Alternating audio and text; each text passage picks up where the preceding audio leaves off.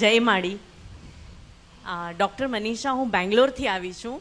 તમારા માટે બહુ સાંભળ્યું છે. મારો ભાઈ છે, એ મને લઈ આવ્યો છે આજે, અને તમારા દર્શન માટે આવી છું. અને મારા બધું સારું આના છે, અમારા બધું સરસ મજાનું છે. અમારું કુટુંબમાં બી બધું સારાવાના છે. અને બસ તમારા આશીર્વાદ અમારા કુટુંબ પર રહે, અને મને કંઈ સેવાનો પણ લાભ મળે તો તમારી મરજી મુજબ મને આપશો.